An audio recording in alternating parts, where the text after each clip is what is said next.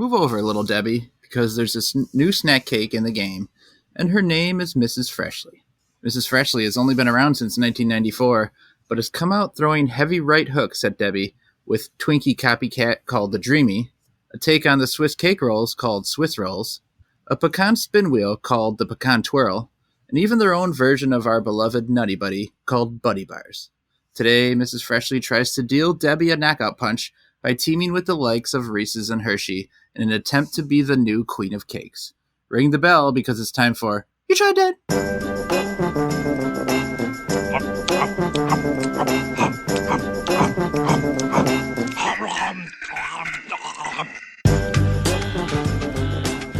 You Tried Dat, the Mrs. Freshley episode. I'm Nick Novak with my pals Chad Hancock. Howdy. Nick Geiger. Oh my. Yeah, I'm feeling fresh now. This is Freshley. So freshly and so cleanly. So she's kind of like the knockoff costume version of the snack cakes. I had no idea. And those names are just, some of those are just the laziest first pitch Swiss roll. You know what I mean? Like you didn't even try like Finnish roll or something, you know, like yeah, it's like the guy he had the Swiss cake roll box, and he's like, "What should we call these?" But his hand was covering the word cake. I want to try the Buddy Bars though. I didn't know there was a knockoff Nutty Buddy. Yeah, I haven't seen these Mrs. Freshley products. Geiger, did you get these products? Actually, executive producer of the podcast, Des, okay. Shout out to Des, gave it to me for us at Christmas. She had seen them. I have seen, we say this, I saw Mrs. Freshley somewhere else. Not, the woman herself, but the snacks. I think it was some sort of like Mrs. Freshley, like knockoff, like dessert, like ice cream bar or something that incorporated the snack or something like that. But she's out there if you know where to find her. Uh-huh. Mm-hmm. Being fresh. Yeah. Wherever she goes. The sweet siren song of Mrs. Freshley. Just you call your product Mrs. Freshley, even though they're quite obviously not fresh. Like the least fresh things you can think of. Mm-hmm, mm-hmm. And just like how Little Debbie products will not make you little. Right. They will do the opposite. All right. So I have a news story. Yeah. It's from not too recently, but not too long back. And tell me how ballsy you think this guy's maneuver is. All right. It should be a segment. How ballsy? It says a Florida man is accused of posing. Man. Yeah, it always starts with a Florida always man. a Florida man. Well, he's back at it, Florida man.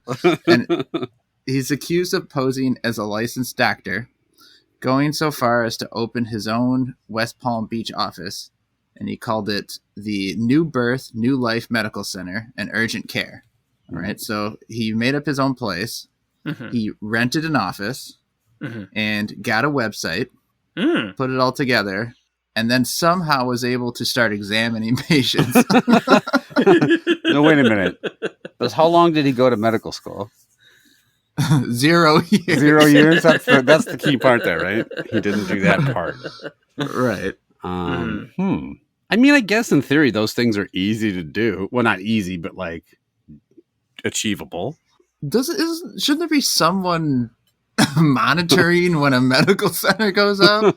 I mean, it's not the guy who's renting the building's fault. Like, he had a thermometer and shit. I don't know. He looked like a doctor. Walk around with a stethoscope. You can get away with anything you want. He's got that metal disc on his forehead. We probably should be checking more people's credentials before we allow them to start websites.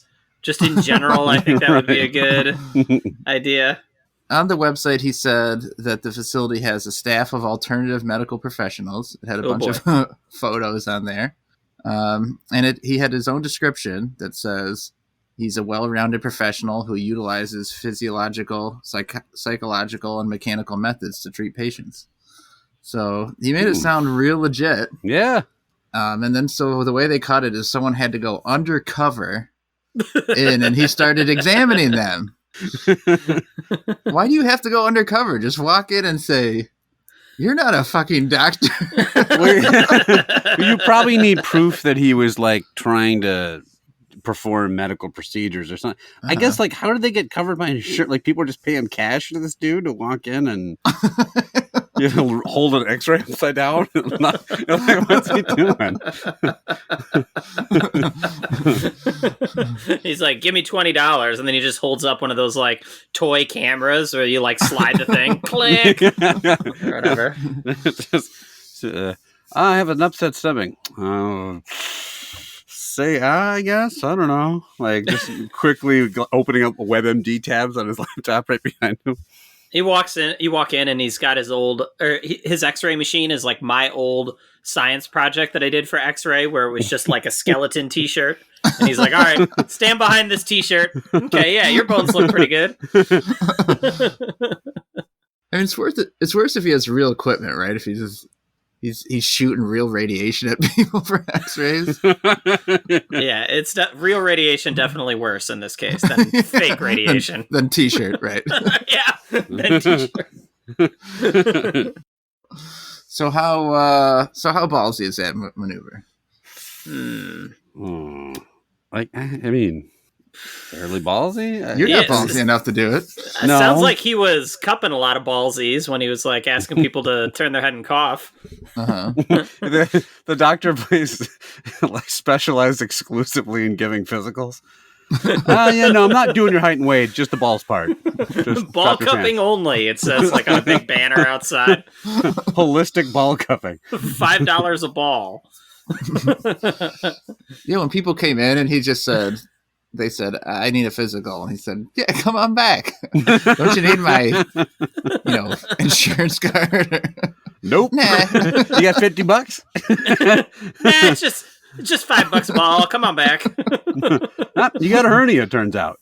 Yeah, it's the thing is, it's ballsy, but it's also just like, you're gonna get caught. Like, who thinks they're gonna get away with that? I mean, I guess him. He did for a while. Well, but like not for that long, right? He probably was like, well, it'd be funny if I bought this place and called it a doctor's office, and then no one stopped him, and he said, you know what else would be funny is if I walked around with the lab coat.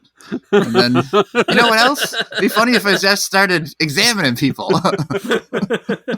It'd be hilarious if I bought a boat with all this money people are giving me for giving them fake exams. It's just got out of hand. The balls didn't get out of hand, just the prank did. Guy sounds like a real jerk. He was trying to help. I mean, I don't know if his motives were pure. He was trying to help. He was trying to get paid. Who was he helping? Oh, maybe he thought he had some expertise. Yeah, it's like maybe it's one of those guys that just looked around his community and thought, this is an underserved community. We need more doctors. But instead of like working to get an actual doctor in time, he's like, I'll just do it. Like the other guys are busy. I'll just pitch in. Well, how hard is it really to be a doctor when you think about it? Look, when you go to the doctor, the nurse comes in, takes your blood pressure, does all the basic stuff. Right. And then the doctor comes in and really doesn't do shit, right? They just talk to you for a little bit and they walk out.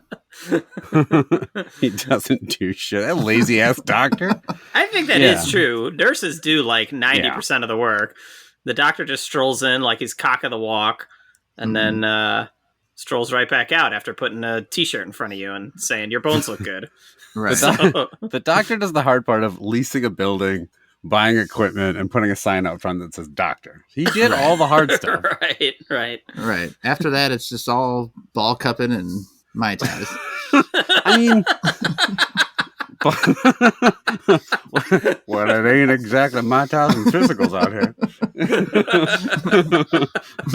Put the balls back in your hand. Come here, everybody. Let's we got some Mrs. Freshley to get to. We got some fresh snacks to eat.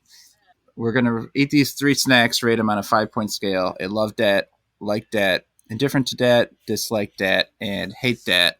And let's start with the darkest one. That is what is it? Hershey. This is just a straight up Hershey's, right? Like Hershey's triple chocolate cake.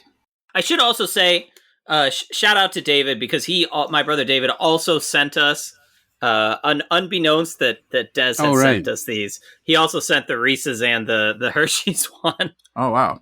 Now, is this Hershey's or is this Freshley's? It's both. It's Freshley's Hershey's. So how does that work? Remember Mrs. how Freshley we gets ate the license? Mrs. Freshley's Oreo cake? Yeah. How does she get license for this? That's the one I was thinking of. The Oreo brownie was Mrs. Freshley's? Yeah. Ooh, that sucked. Oh boy, this could be bad. So this is like a trapezoid shaped. It looks like if you just said this was made by Little Debbie, I would believe you, right? It looks very much like these packaged Little Debbie snack cakes. It could be Little Debbie Freshley. Maybe it's the same person. I thought there was going to be cream in here. There is. Oh, you got to get to the very middle. You got to take a man's bite, not that little nibble you did. It's a chocolate cake coated in chocolate frosting, and then there is a chocolate cream in the middle, so it does fit that triple chocolate thing. Mrs. Freshley. It's very sweet. It is very sweet. And pretty chocolatey. Very chocolatey. What's the cream taste like? Is it chocolate? It just tastes like sugary almost to me, not really chocolatey. It's the least chocolatey of the three chocolate flavors, for sure. Whew, all right, Geiger, what do you think of this bad boy? Maybe you guys will tell me I'm dumb. Well, you probably will anyway, but... You're dumb. Thank you. I'm so dumb when I opened up this doctor's appointment office behind me. You know, a really intelligent guy, they call it a doctor's appointment office.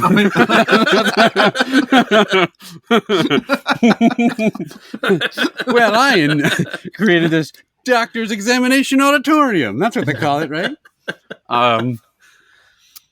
This is a tough rate for me. I don't know. I don't think it's bad, but it's not. For something that advertises triple chocolate, the predominant taste in my mouth is the cream, which is just kind of this weird bittersweet flavor to me. It's like too sugary and it doesn't taste that much like chocolate and it's got a bad aftertaste.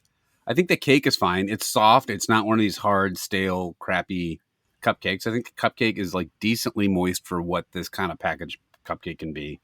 I think the frosting on the top is fine. Like the icing is actually pretty chocolatey. I like that part. I just don't like the cream. So I guess I'm going to give this, this is right in that triangle between like that and indifferent for me. I'm going to give it an indifferent to that. I think the cream ultimately brings it down a little bit for me, but this is fine. If this was like a dessert I got handed at the world's laziest dinner party, I'd eat it. All right. Indifferent to start, Chad. Is that lazy to have these things are big. If you have a dinner party and you have enough of these Freshly cakes for everyone, that's like a lot of fucking Freshly cakes, right? Like, it's lazy to like have a dinner party and pass out Little Debbie snacks at the end, isn't it? Yeah, well, these aren't Little Debbie snacks. A little dinner party that could afford enough Mrs. Freshley's. It came like 10 to a box, Chad. It was 10 for $1. Was the entire thing. Let me clear your Chateaubriand. Now, who would like a Nutty Buddy?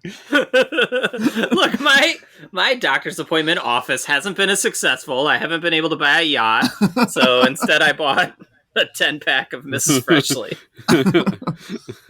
Now, I don't know what Novak is going to say here. You probably do. This is the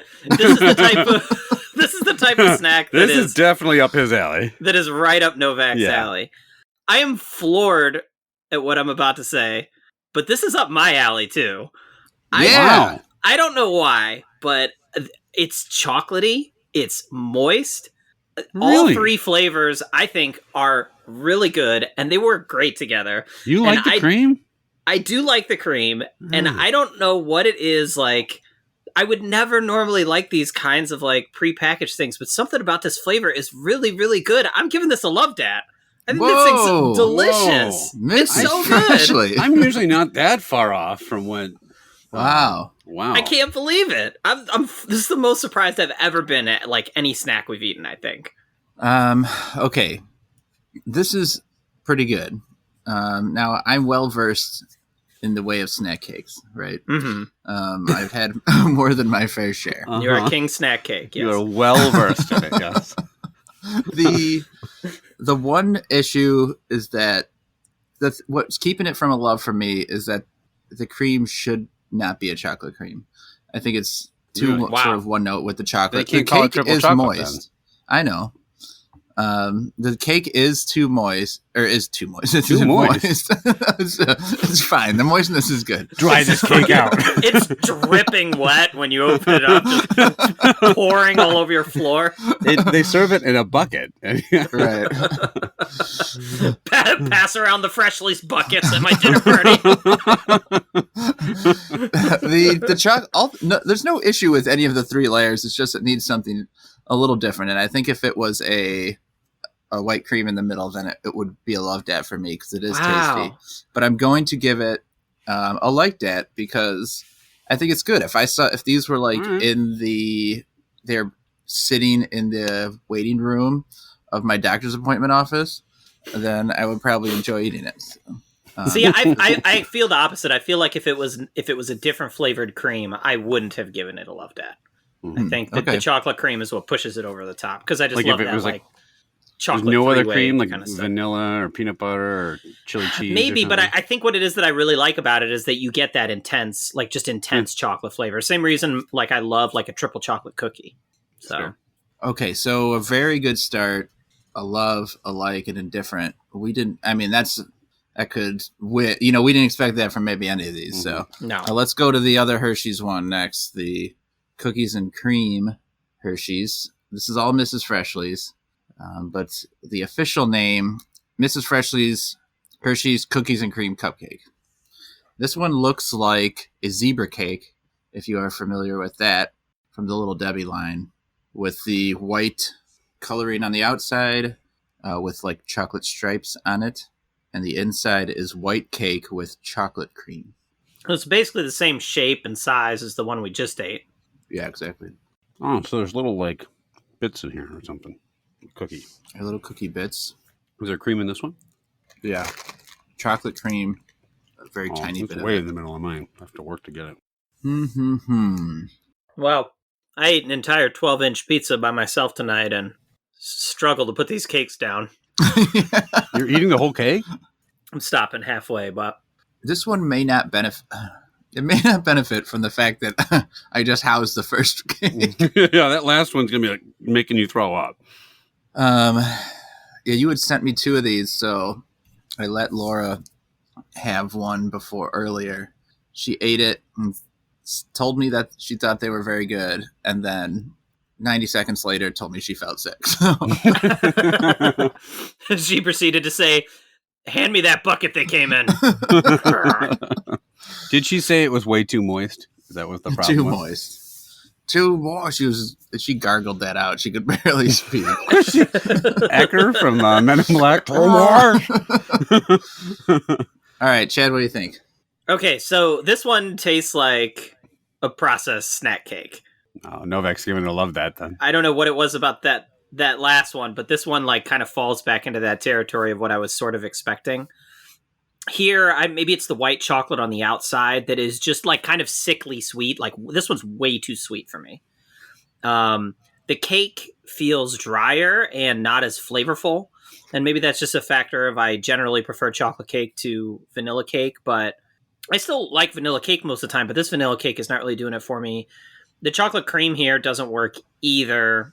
Do I want to go all the way down? I think I'm going to give this one a dislike dat, actually. It's just too sweet. It's too sweet. It's been a while since I've said this to you, but thank you for saying what needed to be said. It's everything you hit on it. The cake's drier. The outside is worse. The cream is somehow worse. This one's not good. It's just the combination doesn't work. I generally don't like... I love cookies and cream ice cream. It's probably my favorite ice cream Right. To get. But I don't like a lot of the cookies and cream snacks, like the Hershey's Cookies and Cream Bar, or there's a few other varieties. But it's almost never good. Never good. And this follows with that. So I'm going to give it a second dislike dat. Do we have an unwelcome visitor, Gagnon? Mrs. Freshley is walking to the door. She's knocking. She's saying, "Hello, is this where I come to get my physical?" And we are saying, "Yes, but we're closed today." As people call outside of doctor's offices. Is this the appointment office I was told to come to? You have to shout what you want to get done there. I'm here to get my herpes looked at. You're yelling through the door. She's saying, can I have my physical? And we're saying, do you have balls we can cup? And she's saying, no. And we're saying, then I'll say good day, ma'am. I do have a bucket of cupcakes. Yeah, no, this is not good. I think, I echo what you're saying about the cookies and cream problem with other like snacks. It's hard to approximate. The cookie bits aren't crunchy. They're always just going to be soft like the cake. And I don't like this vanilla frosting on top or the whatever it's supposed to be. It's way too sweet. It's, again, a bad aftertaste. And part of it might be I didn't have any water to drink in between, so maybe my taste buds were kind of blown out, like sweetness-wise from the first cupcake. But this is worse. This is an unwelcome visitor all the way. I also give it a dislike dat. I love how all of us struggle to name the product on the outside. Vanilla, whatever it is. What is the flavor of the white? I don't know. This white pie that we're eating. Yeah. The chocolate's in the lead, but Freshley is going to team with Reese's in the final product. So, I mean, it's an anything goes there. So, Chad, what do we got for the segment? All right. So, today that this episode is coming out is March 13th, as you guys know. Yeah. Oh, yeah. Classic.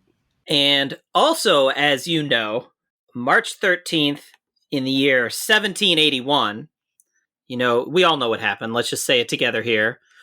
Uranus was discovered. That's right. Yeah. Uranus was discovered. I had lag. I said it the same time as you guys. Yeah. Yeah, that checks out. Was Uranus discovered when you went to go get a physical? Yeah. Mm-hmm. Uh-huh. The low-hanging fruit. Okay, so that got me thinking about space, as one does. Of course. So I found some interesting space stories here. These are true things that happened. And I'm going to read them off to you. And for each one, I want you guys to decide, okay, this thing that happened, is this something that if this was you, are you involved with it? Or just feeling about this in general, does this make you proud? Is this something you want to space embrace? Or is this something that you feel is more of a space disgrace? So let's go through and Sure. You guys can decide that for each of these. So March 13th, huh? That's where we started? All right. So, look, it was either this or we were going to do like a snack more of French fry style. So we're going with this one. Ooh, save that nugget for later. All right. Here's the first one. So, did you know that NASA accidentally erased the tapes from the first moon landing? So in 2006, NASA admitted they had kind of sort of lost track of what had happened to the original video, audio, and data tapes that had been made during Apollo 11. They promised it was not a big deal. It's probably just stuck in their video collection somewhere. They eventually came back with some good news and some bad news. They had located the tapes, but they had been completely erased and reused. Reused? Someone taped over them with Conan the Barbarian.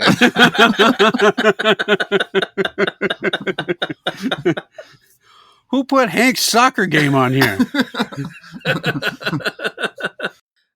So Novak, what do you think here? Space embrace or space disgrace? So I'm going to go 1 curly, 2 waffle. All right, no, I was joking. Drinking fries. I got it. I don't know. I'm with you. Just wasn't laughing. So, I mean, this is a space disgrace. It's the monumental achievement of mankind in space, mm-hmm. and you lose track of it. This isn't like your nephew's 3rd birthday party. This is a fucking moon landing. I don't understand how this happens. What was it on? Was it on a VHS? And how were there not 100 copies of it made? Yeah. It's just all mind-boggling to me. Yeah, Geiger, what do you think? Yeah, I'm gonna know that's a space disgrace. It's one of those things where you're like, I'm wondering how, like, that's not the tape you put in with the pile of other tapes. That's not just like an ordinary, average, everyday tape. To where now, like, now you're flipping through and it's like one small step for man, and then like the theme song to Alf pops on, and like, sorry, I forgot to tape that. I guess they're not narrating the one small step part, maybe necessarily in that. I'm assuming it's more of the scientific raw footage, but still, that's horrible, and I feel bad for like the people involved. They worked all that time to do it, and then like, dude just wipes it out. That's horrible. Apparently, they had given copies to like some news organization, like CBS News or something, that was able, and so they were able to get them back from that. But all right, here's number 2. We got 6 of these. Number 2, NASA used a Rube Goldberg device as their launch pad escape plan. So on the space shuttle, once the astronauts managed to get out of their sideways seats with their clunky spacesuits, they had to hop into large baskets attached to a 1/4-mile-long steel cable and zip line down to the ground at about 60 miles per hour. This was like if they had to get out of the rocket for some reason. Right. This is still better than the plan NASA originally developed for Apollo, which was to send the astronauts down a giant slide into a bunker called the Rubber Room, located 40 feet below the launch pad. So, Geiger, what do you think about that? This super intricate, complicated escape plan that also sounds kind of fun. Yeah. So, wait, which part am I evaluating? The rubber room or the basket? All of it. Yeah. That this is the plan they came up with. They couldn't do any better. That kind of sounds like, right, the airplane escape, like when you crash land an airplane in the water and they had the big inflatable slide that you're supposed to, fly into the ocean and get eaten by sharks with. Right. I think. Except a 1/4-mile long. Yes, it's a little different, yeah. I don't know, a 1/4-mile slide might be kind of badass. And I want to know what kind of slope it's at, like how fast are you going? Are you you picking up speed? Do you have to like vertical? Just straight down, like falling. I think that was a disgrace. Just splat on the ground. I don't know. I'm going to say that's. I embrace that space embrace. I think that sounds fun. And look, they're being creative and a little like Rube Goldbergian about it. I think that's kind of neat. All right, Novak, what are you thinking? I think we've all seen the footage of inside the NASA room, right, where there's all these guys with headsets and they all cheer, right, when something good happens. The nerdiest high fives ever. Yeah. Look, we all know it does not take that many guys to do that, right? Some of those guys are trying to like make themselves justify their jobs, right? And so what are they to do but to spend hours upon hours and weeks upon weeks developing this intricate machine to say, we need this. This is the only way. And it's going to take me the next 6 months to develop it. So kudos to those guys. I'm going to say embrace.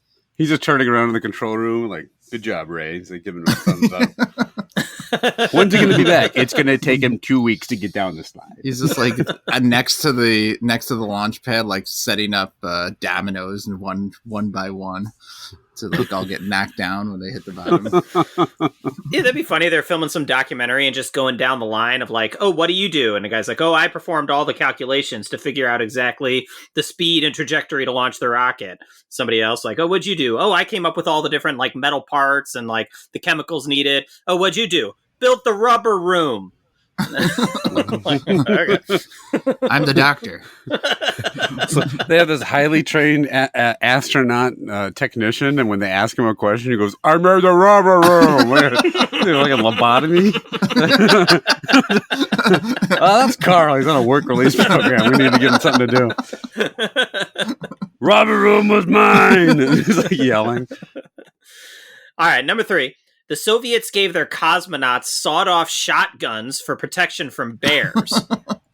Without that shotty. What? Without that shotty. All right, so the TP-82 pistol was developed specifically for cosmonauts and packed enough punch to take out a half-ton grizzly bear. Specification is not an accident either. The gun was actually intended as a survival measure once they were back on Earth, because unlike the Americans who directed their spacecraft into the Pacific Ocean, the Soviets cleverly pointed their returning capsules to the nice soft rock of Siberia. And as is wont to happen, capsules occasionally went off course, landing somewhere else in the vast, inhospitable wasteland. In one such instance, 2 astronauts ended up stranded in the middle of the woods in the Urals, 600 miles from their intended landing site, surrounded by bears and wolves. Wow. So you go all the way to space, all this scientific equipment, and a shoddy. What do you think, Novak? Sawed-off shotgun. I love space. I love reading science fiction books. And one thing I know from reading them is that you're going to get attacked by alien at some point, right? Yeah. You got to be prepared for that. So, and one thing that's known to stop just about anything is a sawed-off shotty. So I think it can't hurt to have that at any point in space or on the ground. So I'm going to embrace.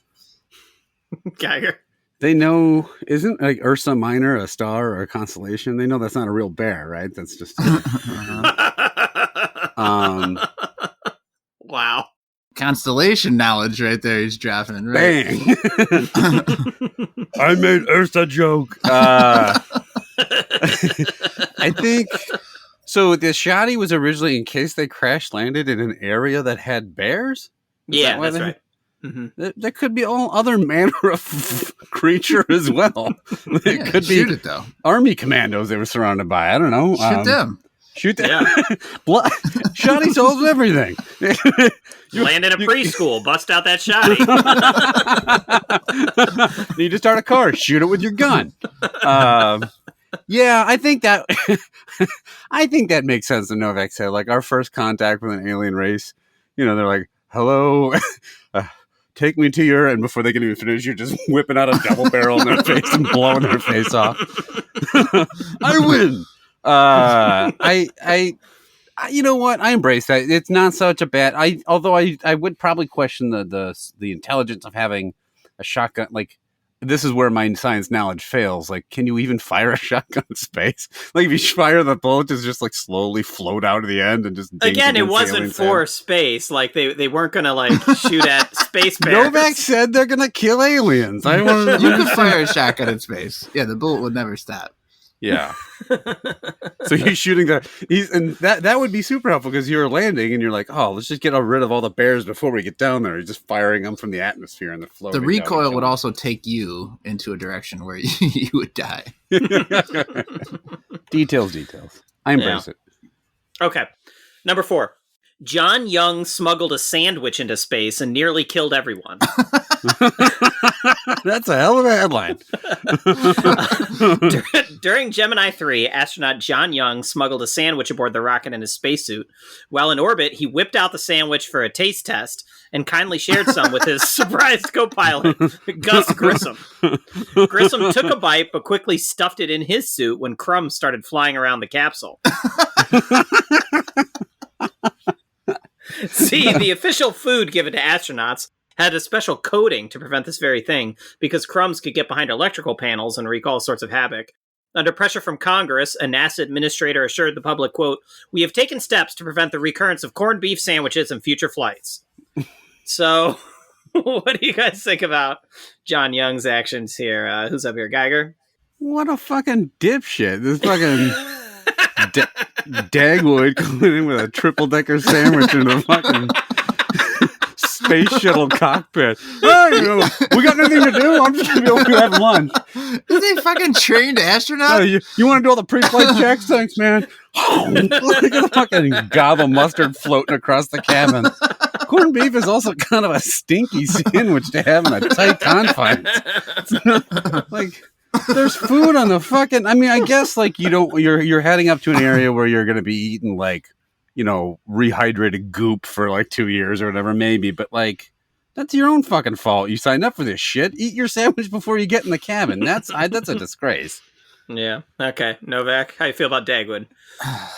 It does. It sounds like a Three Stooges episode, like Stooges in Space, where they're walking around. They don't have suits on, just a helmet. They whip out a sandwich. So you figure one jackass dumb guy somehow got through the academy, right? Mm-hmm. And snuck a sandwich on there. You don't understand how it could happen, but it happened. All right. But then his co-pilot grabs the sandwich and takes a bite instead of reprimanding the guy. Don't mind if I do.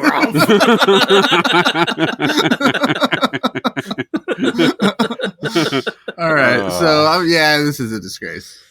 Okay, great.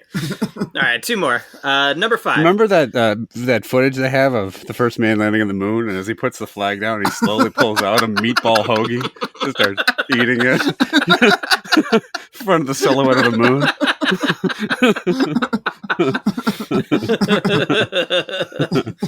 One giant leap for Well, those moon landing as fake people were using that as evidence because they're like, no smart person would take a sandwich to the moon. There's a Subway wrapper on the moon. I doubt it. One giant step for man and one ham and cheese to go.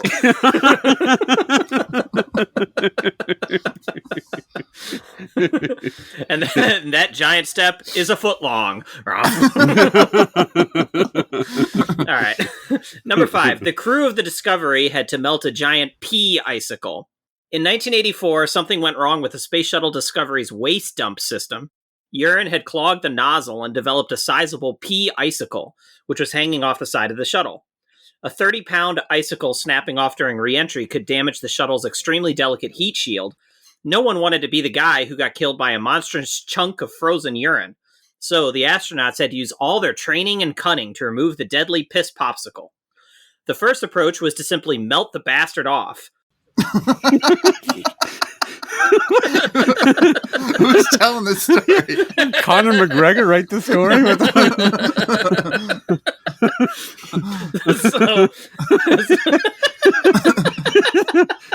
It sounds like the guy who had to break it off and had to write the story is still bitter about it. We tried to break that fucker off, and then I had to go outside the ship and lick it. So for 3 days, the crew angled the P-Berg towards the sun, but they were devastated to discover that it barely made a dent. Houston devised a way to use the shuttle's grabber arm to eventually break the icicle. So, Novak, how do you feel about that? Their ingenious solutions there. I do feel it should be called the Peacicle. I think that's an easier. I love the guy telling the story. Someone just walks in the room halfway and he's like, yeah, we were battling the bastard and I had to go out and get it with the arm. Like, oh, what were you talking about? Yeah, it's frozen pea. But it does sound like it was a problem they didn't anticipate, and they used scientific knowledge to solve the problem. It seems like they're very far off from the corned beef guy. They're plotting a course to figure out how to handle the pea, and the corned beef guy is like, "This is a bad time to tell you. I took a corned beef dump on the outside of the shuttle." He's just backing out of the room slowly. So I'm saying embrace. All right, Geiger. Yeah, I mean, it was an accident, a legit accident. It wasn't like anyone was trying to build a Voight-Levitch style giant piss icicle on the outside. No one touched my pissicle. Leave it for the remainder of the flight. All right. Well, they're just going to fucking kill me in space if I touch this frozen cylinder of piss, so I guess I'll just stay here. It's when the whole shuttle's weighed down by this monstrous pee thing by the end of the thing. They're melting in re-entry, just showering Earth with piss. No, I think they did what they had to do. It was a legit, like Novak said, it was a scenario that arose, and they used their actual, their wits and their training to solve it. I would embrace this. All right, last one.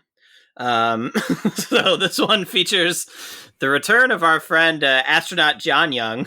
So this same guy? What the fuck is this fucker doing in NASA?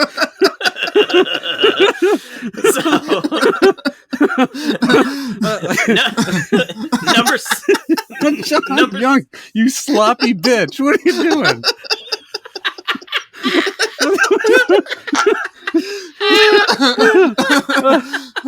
John Young. I gotta look him up. Why John Young loses bag of ruffles on Jupiter.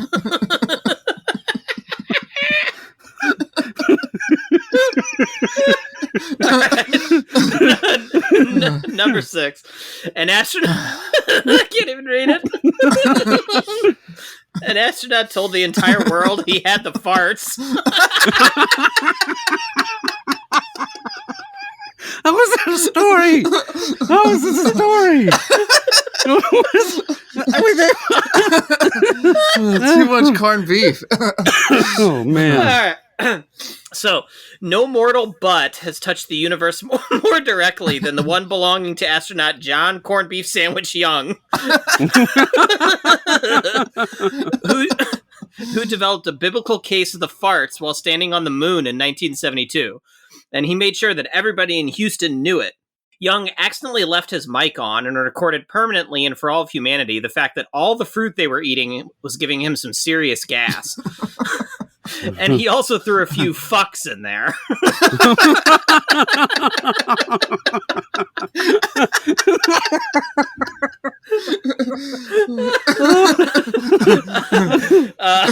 It says, Florida Governor Ruben Askew was so miffed that Young was blaming his ass gas on his state's fruits that he went to the press and reassured the American public that Florida oranges do not turn your anus into a machine gun.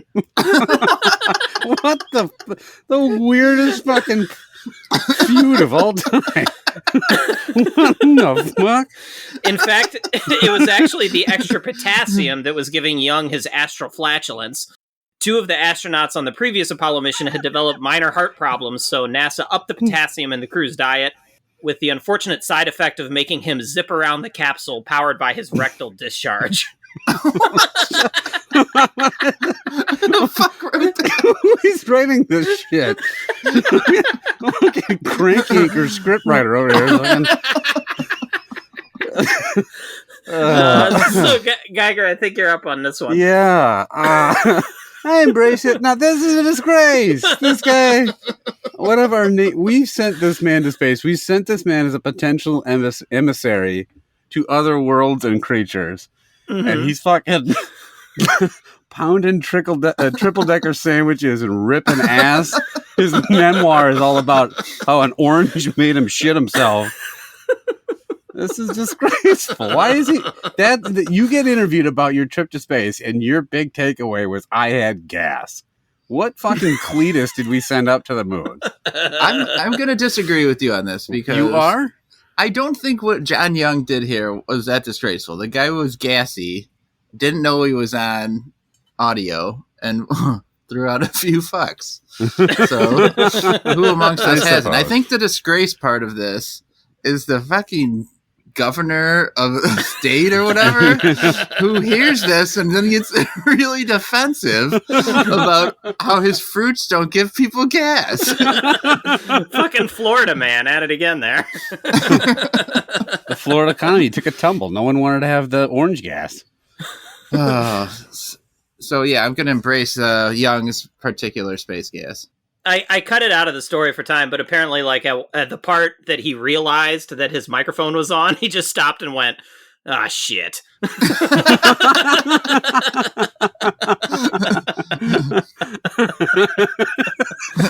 All right. John Young. That was great. All right, let's see what Mrs. Freshley and Reese's can do as a team here. So this is let me get the exact name.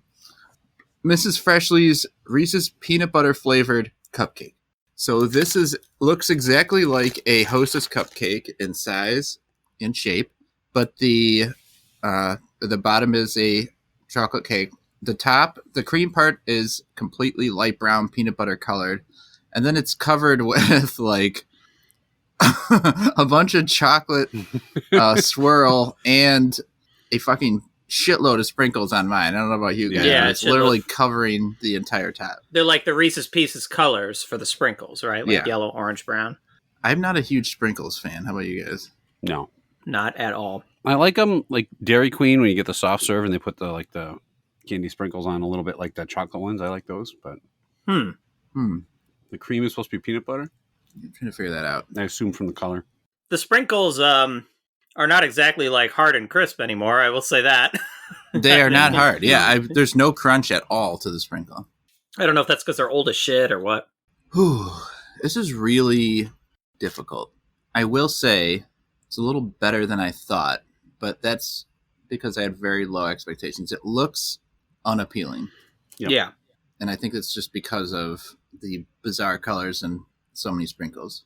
The peanut butter, has anyone been able to isolate that peanut butter on the inside? Does the cream taste peanut buttery? The cream does not taste peanut buttery to me. It tastes saltier a little bit. There's some peanut butter there. I think maybe it's coming from the icing. Because when if I go for just the cream, I don't get peanut butter, but this is tough. So the cake is not great. It's like it's not as moist as that first one we had.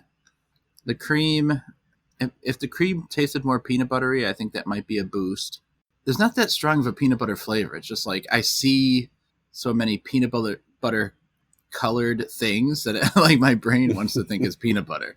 right. But I don't know if I tried it with my eyes closed how much I would really pick that out. I think I'm going to hold this one to kind of a high level indifferent. It's fine. If I was really, really hungry, I might eat this, but there's no way I would ever pick this off the shelf at the store.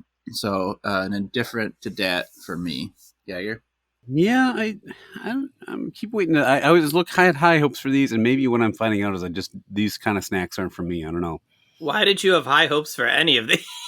Well, because there's that Little kid in me Debbie clone cakes. there's still that little kid in me that thinks remembers oh, the Hostess chocolate cupcakes, I used to love them, right? And so I'm thinking, oh, these maybe one of these will be really good if there was a cool this one. Ideally, was the one I was looking forward to because I was thinking if they had a creamy peanut butter in the middle and a good moist chocolate cake. If you gave me the cake from, well, it probably is the same cake from the triple chocolate and had a nice creamy peanut butter frost or cream in the middle, that'd be awesome. That's not this. I don't get any peanut butter. Like Chad said, there's something in there that's peanut buttery. I almost feel like there's something in there that's slightly salty maybe, and I think it was the cream, but not sure. The sprinkles don't do anything for it. And it just didn't, it was just kind of I don't know. Again, all three of these to me have a bad aftertaste. And again, maybe it is just because I ate them all in succession without really cleansing the palate. But I would say this is an indifferent for me as well. These are okay, but they're not. If I had to pick one of these, I would definitely eat the triple chocolate one over the other one. All right. So there's really nothing the Reese's can do to win at this point. But Chad, what can you? You're Mr. Reese's, King Reese's. What say you, King? Off with its head. Yeah, it's. I don't know. You cannot call a product Reese's. You cannot put Reese's branding on something and have no fucking peanut butter in there at all. That is the whole brand identity of the product. And okay, maybe the ingredients list peanut butter or some shit, but you do not taste it's barely there. If you just told me this is just a chocolate cupcake or a chocolate peanut butter cupcake that didn't have the Reese's branding, then okay, but you put that Reese's on there and I come in with an expectation of peanut butter in your face, right? Every Reese's product has that. Tons of peanut butter. It's very peanut butter forward. That's the whole fucking point. And so to not have that just pisses me off. It's not bad, but I am going to downgrade it. 10-minute rant. It's okay, but it tastes better. Boy. It tastes better than the cookies and cream one for sure. But the cake is not as good as the Hershey's cake. The frosting isn't really very good, and the cream kind of sucks too. And there's no fucking peanut butter, so I'm gonna downgrade it to a dislike that for that reason. Wow. Okay, 2 indifference and a dislike. The winner this week, the Hershey's, Mrs. Freshley's Hershey's triple chocolate. I can't believe how good that thing is. Deservedly so, and I actually. We as a podcast would probably recommend you give that one a shot if you are in Mrs. Freshley's neighborhood and have access to her wares. So,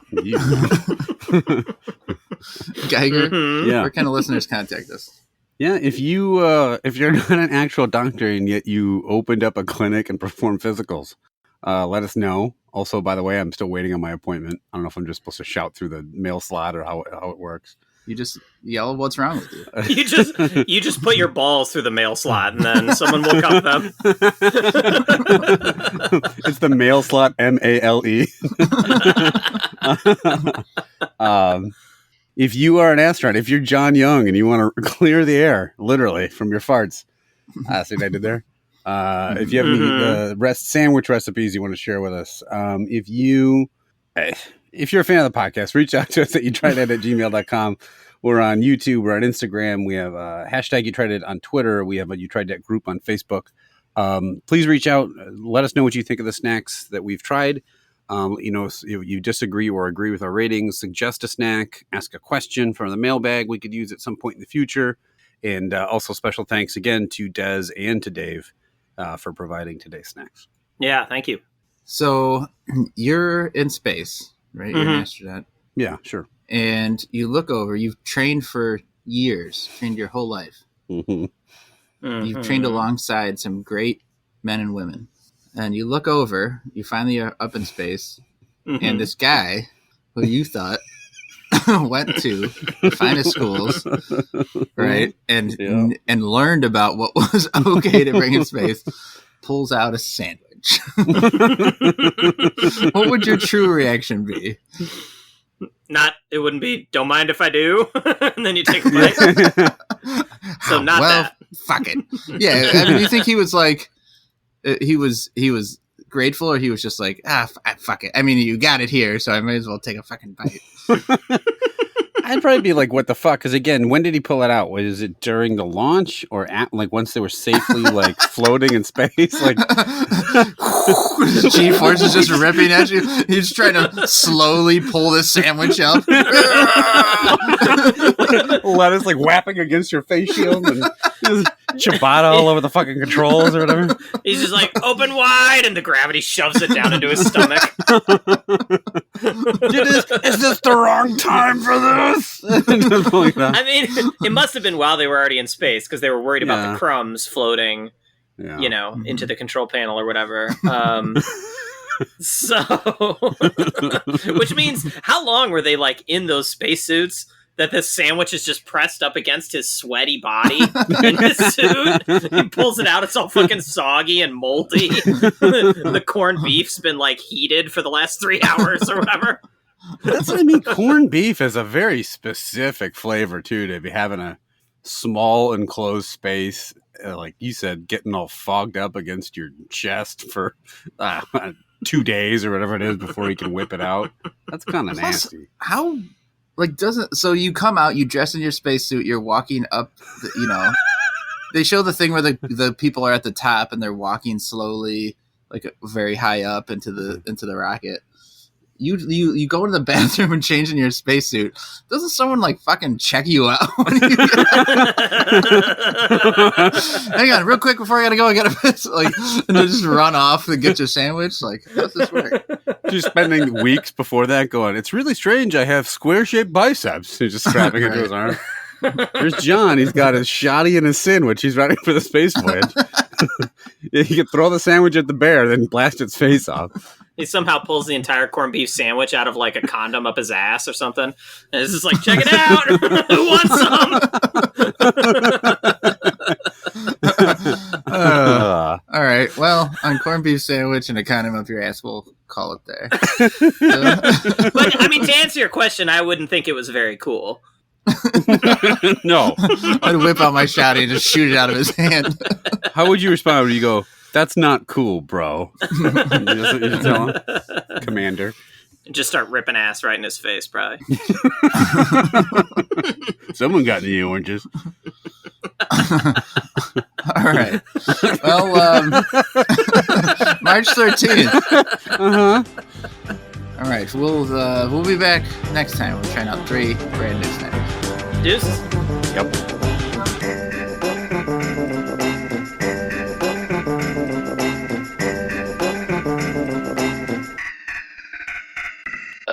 Okay, and I sure think it's paying off. You guys done an outstanding job. I got the forks again. I got them again, Charlie. I mean, I haven't eaten this much citrus fruit in 20 years. And I'll tell you one thing. It in another 12 fucking days. I ain't never eating any more. I put them up over the, right up in there. They ain't there? Oh, shit. Orion, Houston.